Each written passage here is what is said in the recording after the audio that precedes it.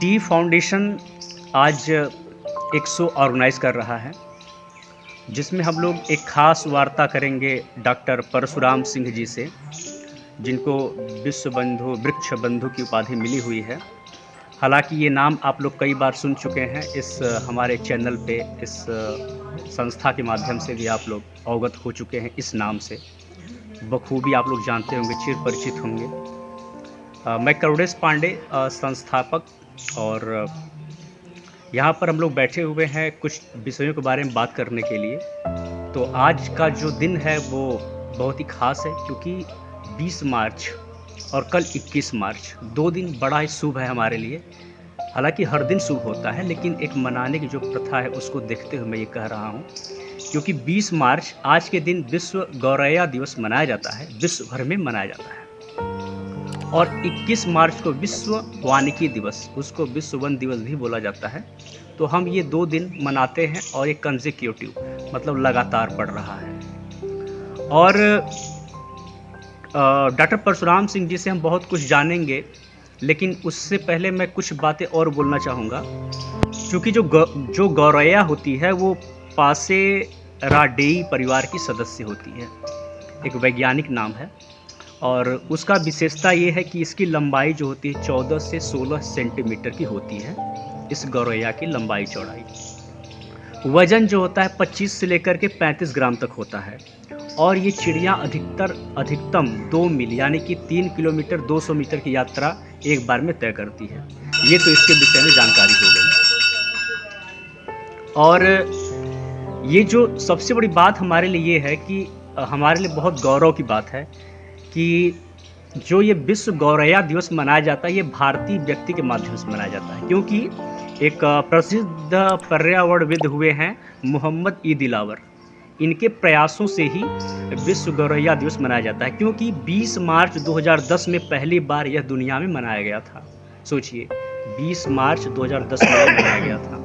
तो मोहम्मद ई दिलावर ने ही इसकी प्रथा को शुरुआत की थी।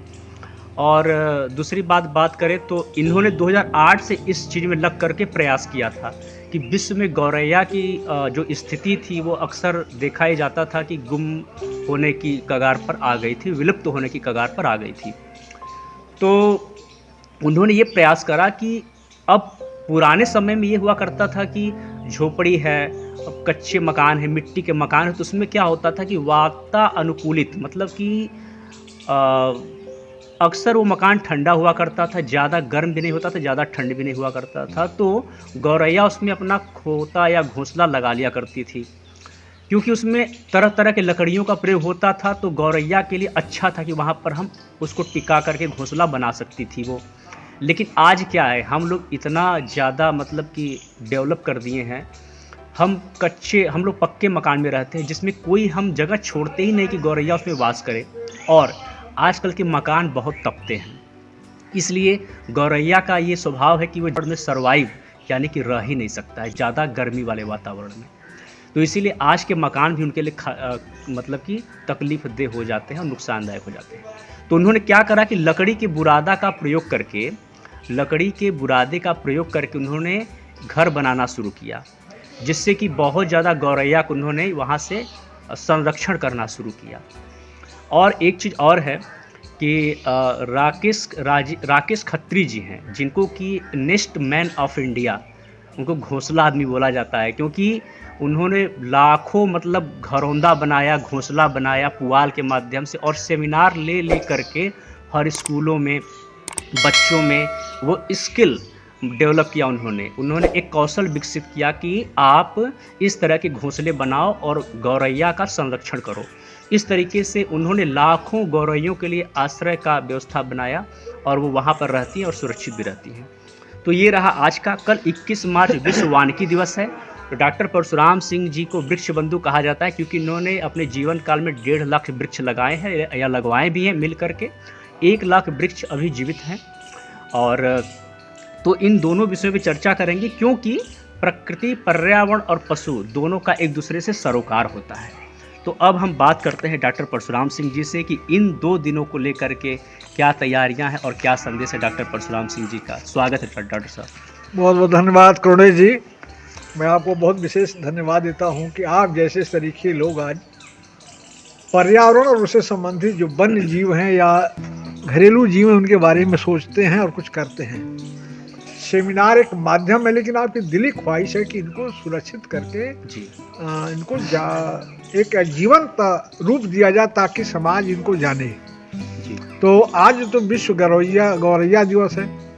आज देख रहे हैं गौरैया एक आम घरेलू पक्षी है। जी जी जैसे आपने बताया भी ना कि वातानुकूलित जैसे घर थे, ठंडे घरों में रहना पसंद बिल्कुल करते थे। बिल्कुल बिल्कुल। आज टेम्परेचर वाले जो है एसी लगा ले रहे हैं लोग या हीटर लगा ले रहे हैं, तो उनको पसंद। लेकिन आज वृक्षों के कटान की वजह से जी जी इनको इतनी प्रॉब्लम हो रही है। जैसे आपने मोहम्मद साहब का नाम लिया मोहम्मद दिलावर और दिलावर जी का नाम अभी आपने लिया और खत्तर जी, जी का नाम लिया। तो ये लोग जैसे सरीखे लोग आज भी समाज के लिए एक ज्वलंत मिसाल बने हुए हैं। बिल्कुल बिल्कुल। इनकी दिली ख्वाहिश है कि इनको बचाया जाए। मैं आपको बताता हूँ, मैं जब बचपन में छोटा था तो बताते थे गौरैया एक ऐसा एक वैज्ञानिक पक्षी है जो बता देता है कि आगे आने वाले भविष्य में जल गिरेगा या मौसम सूखा होगा। जी जी और जिस घर में या जिस गांव में जिस परिसर में गौरैया का वास होता था, जी तो हमारे पूर्वज बताते थे कि वहाँ बड़ा सगुन लक्ष्य उनको मिलता है। ये मेरा धार्मिक पक्ष है। अच्छा वैज्ञानिक पक्ष है कि मौसम वैज्ञानिक पक्षी माने जाते हैं। जी जब ये पंख को अपनी धूल में फड़फड़ाते हैं तो जान लीजिए कि बारिश होने वाली है। संकेत देते हैं। जैसे बिल्ली है, भूकंप के आने के पहले ही उस स्थान को छोड़ देती है। अच्छा। और तो कुछ चींटियां भी शायद संकेत देती है जी। हाँ, तो इन सब चीजों का एक महत्व है करुणे जी। लेकिन आज हम इतने निर्मोही निर्दयी हो गए कि इनको हम छोड़ते नहीं। अभी तो कुछ दिन पहले देखते थे कि गौरैयों को एक स्थानीय चिड़िया बना करके वगैरह के रूप में इनका भोजन लोग करते थे। कितना निकृष्ट काम ये समाज करता है, तो बड़ा कष्ट है। लेकिन सौभाग्य में आपको शुभ संकेत बता रहा हूँ, शुभ समाचार बता रहा हूँ। अभी जो नया आंकड़ा आया है उसमें कि अब गौरैयों की वृद्धि हो रही है। जी जी। देश के लिए एक सगुन पक्ष है। बिल्कुल बिल्कुल। तो हम और आज कल है विश्व वानिकी दिवस। हाँ जी। तो वन मतलब की वृक्ष है तो वन है, वन है तो जल है, जल है तो अन्न है, अन्न है तो जीवन है। ये एक चैनल है। आज हम वृक्षों का कटान करते चले जा रहे हैं। इन चिड़ियों का और तरह तरह के जीव जंतुओं का बसेरा तो ये जंगल और वृक्ष ही है ना। बिल्कुल। तो हम विश्व वानिकी दिवस के रूप में तो इस कार्यक्रम को हम मना लेते हैं, लेकिन उसके प्रति जो अपनी सोच होती है, धरातली सोच नहीं बन पा रही है। इनको हम लगाएं नहीं कि उसका सेल्फी ना लें, उसको हम बचाएं ताकि वृक्ष। अभी ताजा नियमता हमारे चंदौली जनपद में नियमताबाद ब्लॉक में एक जंगल से आकर के तेंदुआ गांव में चलाया है। गाय के बच्चे को खा गया और किसान के बच्चे पर भी झपटा। तो अब जिसके बसेरे को आप उजाड़ देंगे, जिसके घर के रहने को आशियाने को खत्म कर देंगे, तो आपसे दुखी तो होगा ही। बिल्कुल सही बात। इसलिए ये दोनों दिन, जैसा आपने बताया भी एक संकेत में, कि दोनों दिन हमारे लिए महत्वपूर्ण है। विश्व गौरैया दिवस 20 मार्च और विश्व वानिकी दिवस 21 मार्च। हर संत राष्ट्र संघ इसको मानता है, हर साल मनाया जाता है। लेकिन कार्यक्रम के मनाने के पीछे केवल ये बात नहीं कि हम एक प्रचार प्रसार करें। नहीं जी। लोगों में एक संदेश जाना चाहिए कि पक्षियों को क्यों बचाएं, इनकी हत्या न करें। जैसे आपको ये समाज में हमको जीने का हक है, उनको भी समाज में जीने का, रहने का उनका एक उनका हक है। बिल्कुल। आप देखें कि मैं अभी सामने आपको देखेंगे एक पात्र मैंने रखा है, जल भरते हैं और चिड़ियों को दाना उसमें देते हैं। हाँ, चावल खिलाने का क्रम दिल ही नहीं कि केवल दिखावटी। मैंने तो खुद ही देखा है, मैं तो देख रहा हूँ आपके प्रांगण में प्रचार प्रसार के लिए नहीं। और वृक्षों को इसलिए लिखता हूँ कि इसमें चाहे गिलहरी हो, कौवे हो और तरह तरह के मैना हो, तोता हुआ के बसेरा करते हैं। तो कार्यक्रम को इसलिए लोगों में, समाज में एक संदेश देने के लिए किया जाता है कि लोग इसके मोटिवेट हों, जागें, ताकि जब तक प्रकृति, जैसा आपका टी फाउंडेशन है जी, मैं इसको इतना साधुवाद देता हूँ कि आप विद्यालयों में जाके सेमिनार के माध्यम से लोगों को, बच्चों को क्योंकि कहा गया कि child is the father of man. सही। तो बच्चे जब जागेंगे क्या चीज है भाई, क्यों वन्य जीवों के प्रति, उनके प्रति और शाकाहार के प्रति और पर्यावरण के प्रति क्या है। सही बात। जैसे कई विद्यालयों में हम आपके साथ गए थे तो वहाँ बच्चों को हमने देखा कि बच्चों में जागरूकता आई, बहुत से बच्चों ने हाथ उठा के कहा कि नहीं हम मांस खाना आप छोड़ जी, जी, देंगे, जी, जी, जी। पेड़ लगाएंगे, पेड़ पेड़ बचाएंगे। हाँ। आप देख लें ग्लोबल वार्मिंग दौरान जैसे आज मौसम खराब है, 20 मार्च है, 20 मार्च को बारिश नहीं होनी चाहिए, जी जी बिल्कुल जी। लेकिन आज किसान कलेजे पर हाथ रख के बैठा कि कहीं पत्थर नहीं गिर जाए, ओले न गिर जाए, गेहूं तेज हवा न चले। सही बात है। तो जो क्लाइमेट चेंजिंग हो रही है, जलवायु परिवर्तन, इसके पीछे इसके मेन कारण है कि वृक्ष अगर रहेंगे तो आपके मानसून को संतुलन करने का पावर प्रकृति ने इनको दे रखा है। सही बात है। प्रकृति और पेड़ का जीवन में चोली दामन का रिश्ता है। बिल्कुल। जहाँ आप देखिए, जहाँ वृक्ष ज्यादा रहते हैं वहाँ तापक्रम कम रहता है, वहाँ बारिश अच्छी होती है, वहाँ लोगों को ठंडी शीतल हवा मिलती है, फल मिलते हैं, आंधियां भी कम बहती हैं, आंधियां भी कम चलती हैं, वो सब चीजों का तो सब चीजों का बैलेंस रहता है। तो हम लोगों ने अपने जीवन में बरत कि भाई देखिए इलेक्शन जैसे चुनाव हो रहा है तो सरकारों का क्रम है केवल चुनाव जीतना, सरकार बना लेना, लेकिन जी जी जो समाज सेवी होता है उसके लिए समाज को खुशहाली से मतलब है। खुशहाली कैसे सदैव उसके लिए कार्य करेगा। चुनाव सरकार आती जाती रहेंगे, चुनाव होते होते रहेंगे, दल बनते बिगड़ते रहेंगे, नेताओं का भगदड़ इधर रहेगा, लेकिन जो समाज है, समाज को संतुलित करके रखना ये प्रकृति की बात है। तो प्रकृति से छेड़छाड़ नहीं होना चाहिए। प्रकृति से जब छेड़छाड़ करते हैं इसमें डॉक्टर साहब जैसे कि प्रकृति जब सामंजस्य बनाती है अपना है तो सरकार की भी जिम्मेदारी बनती है कि आगे आए। युवाओं की कितनी भागीदारी होनी चाहिए इसमें और क्या कर सकते हैं? बहुत बहुत धन्यवाद करुणेश जी, आपने युवा शक्ति ही कुछ करती है जी। जो जेनेटिक पावर होता है युवाओं में ज्यादा होता है। जैसे प्रधानमंत्री कभी कभी बोलते थे कि 33 करोड़ की आबादी युवाओं वाला देश है।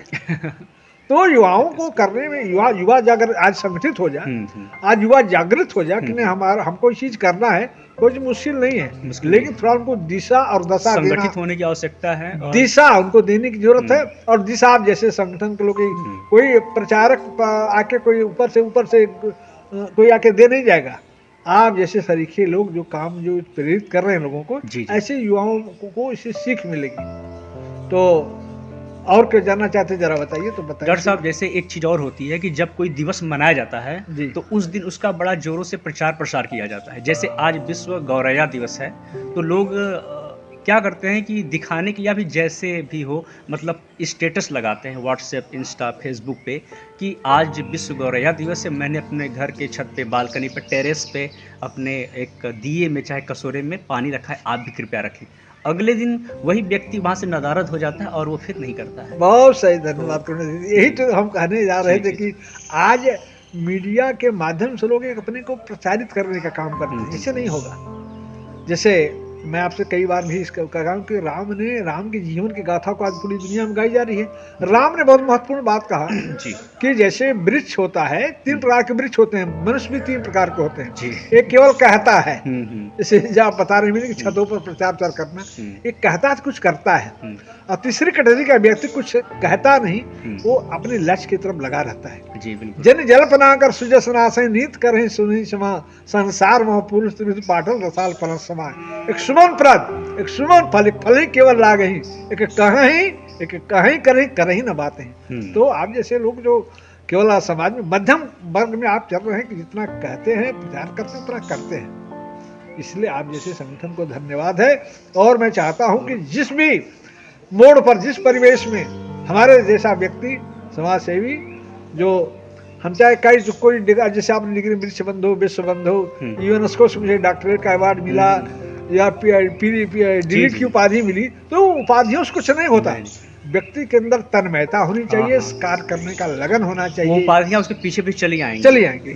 लेकिन फिर भी उस समाज सेवी के लिए उन उपाधियों कोई मूल्य महत्व नहीं, वो सिर्फ उसके लिए औपचारिकता ही होती है, क्योंकि उसके लिए अपना काम कर्मयोगी है वो, उसको उपाधि से कोई मतलब होता है, सरोकार होता नहीं। जी जी जी। तो डॉक्टर साहब एक चीज और इसमें है कि जैसे कि गौरैया दिवस आ गया, कुछ जैसे कि बाघ को बचाने का दिवस आ गया, कुछ भी आ गया, मोर बचाने का दिवस आ गया, लेकिन हम ये देख पाते हैं कि हम जब कोई एक पक्षी या एक जानवर चाहे किसी भी चीज़ का कोई दिवस मनाया जाता है तो उस दिन सिर्फ उस चीज़ की विशेष चर्चा होती है, भूल जाते हैं कि और भी जीवों और जंतुओं में प्राण है।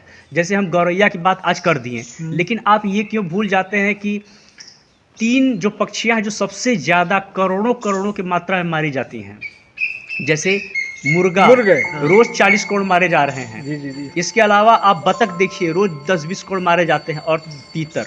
जी जी तीतर। 3 पक्षियों को बेदर्दी पूर्वक पाला जाता है और मारा जाता है। सोचिए कि आप उसके लिए पानी का प्रबंध नहीं करेंगे, उसको बचाने का प्रबंध नहीं करेंगे, कि जबरदस्ती पाल कर बढ़ाकर खाने का प्रबंध करेंगे, तो वहाँ पर आपकी भक्ति कहाँ चली गई पर्यावरण के प्रति? बहुत बड़ी महत्वपूर्ण आपने बात कही। इसके पीछे लोगों को जब बताया जाएगा थोड़े जी कि शाकाहार और मांसाहार में अंतर क्या है। जी जी। आज लोग समझते हैं कि मांसाहार भोजन हम करेंगे तो बलिष्ठ होंगे, बलवान होंगे। मैं आपको बता दूं, मैंने बहुत मास्टर चंद्रजी राम जी भारत केसरी गवर्नमेंट, भारत जो उत्तर प्रदेश के सबसे मास्टर चंद्रजी राम के नाम से आप सुना होगा आपने।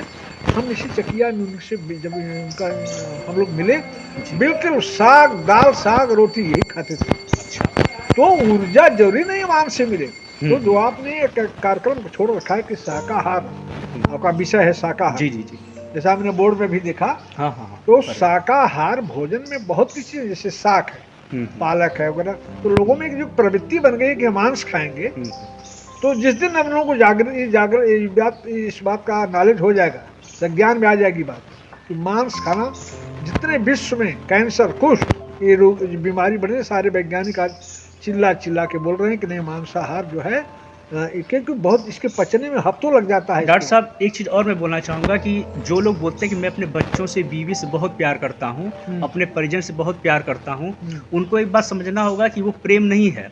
जैसे हम अक्सर देख पाते हैं कि अक्सर प्रेमी प्रेमिका को मार रहा है, प्रेमिका प्रेमी को मार दे रहा है, तो वहाँ पर प्रेम होता है नहीं। उसका बहुत बड़ा कारण ये भी देखने को मिला कि अगर जो प्रेम आपका करुणामय होगा, कंपैशनेट होगा, अब प्रेमपूर्ण होगा, दयावान होगा, तो वो सिर्फ एक व्यक्ति के लिए नहीं होगा, वो समूची मानवता, समाज के लिए होगा, समूची प्राणी मात्र के लिए होगा। तो आप ये समझना होगा कि जब आप गौरैया की बात करते हैं और बगल में कल आप मुर्गा काटे खा जाते हैं, तो यकीन मानो कि एक दिन अपने बीवी पर हाथ छोड़ोगे और अपने बच्चे को ही मारोगे। तो अक्सर ये आता है कि वो लोग क्रूरता करते, उनके अंदर क्रूरता जमी है, दबी है, वो बस दिखाते हैं मेरी बिटिया, इससे प्रेम से बस वो एक दिखावा मात्र है। जी बिल्कुल। तो अगर पूर्ण करुणावान बनना है तो आपको अपने थाली से हिंसा हटानी होगी और करुणा सबके प्रति बढ़ती है, तब जाकर कल्याण होगा। इसका ताजा उदाहरण थोड़ी अभी भी आज की घटना है कि एक इसी बगल में सीहर गांव है, एक पति ने अपनी पत्नी को ईंटों से कूच करके उसकी हत्या कर दिया। आज की घटना ताजी घटना है। ये ऐसी घटना है रोज अमूमन पूरे जनपद में, कहीं हिंसक मन है। तो जैसा खाएंगे अन्न वैसा बनेगा मन। तो हिंसक प्रवृत्ति का जो मांस मछली मदिरा ये सब चीजों का जो सेवन करता है व्यक्ति, तो व्यक्ति के दिमाग में वो चीज जो है उसी प्रकार की प्रवृत्ति आ जाती है। बिल्कुल सही बात। तो इस प्रकार की चीजें हैं।